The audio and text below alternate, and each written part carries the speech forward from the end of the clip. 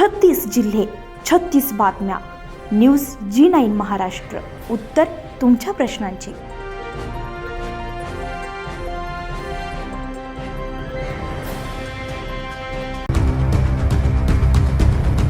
जामनेर तालुक्यातील फत्तेपूर पोलीस ठाण्याच्या हद्दीतील गोंधरी तळा येथे एका आदिवासी विवाहितेवर कथित सामूहिक अत्याचार झाल्याच्या आरोपामुळे संपूर्ण परिसरात संतापाची लाट उसळली आहे.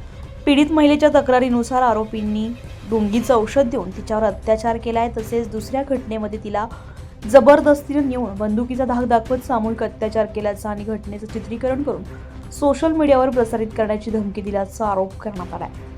पीडित महिला 15 जुलै रोजी पतीसह फत्तेपूर पोलीस ठाण्यामध्ये तक्रार देण्यासाठी गेलेली होती. मात्र गुन्हा दाखल करण्यास विलंब झाल्याचा आरोप करत आदिवासी समाजाच्या विविध संघटनांनी पोलीस ठाण्याबाहेर दिवसभर ठिय्या आंदोलन केलं. या दरम्यान महिलेच्या पतीनं संतापाच्या भरात आत्महत्येचा प्रयत्न केल्याचाही दावा करण्यात आलाय. परिस्थितीचं गांभीर्य लक्षात घेऊन उपविभागीय पोलीस अधिकारी बापू रोहम यांनी घटनास्थळी धाव घेतली आहे. त्यानंतर 4 आरोपींना ताब्यात घेण्यात आलंय. संबंधितांविरुद्ध गुन्हा दाखल करण्यात आलाय. या प्रकरणामध्ये आणखी काही संशयितांचा सहभाग असल्याची माहिती समोर आली आहे. पोलिसांकडून पुढील तपास सुरू असून या प्रकरणात सामील असलेल्या सर्व संशयितांची सखोल चौकशी करून त्यांच्यावरही कठोर कारवाई करण्यात येईल. या प्रकरणातील आरोपांची सत्यता न्यायालयीन प्रक्रियेनंतर स्पष्ट होईल अशी माहिती सूत्रांकडून मिळते. मला इथे न्याय नाही मिळाला, मोर अन्याय झाला. कालची इथे बसले पण पेसा बी म्हणतो की इथे न्याय मिळणार नाही, तुम्हाला इथे भेटणार नाही, तुम्ही जे असेल ते करू शकता.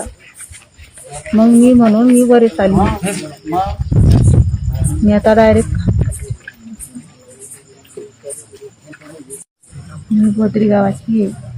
मावर 4 जणांनी बलात्कार करला. मला इथे न्याय नाही मिळत. पोलीस ऑफिस आले, चांगला ऑफिसवाला म्हणतो की इथे काही तक्रार होऊ शकत नाही, तुम्ही जे असेल ते करून घ्या. तुम्ही माया डोक्यावर गणपती ठेवून पोलीस त्यांनी गण ठेवून तरी बलात्कार करला.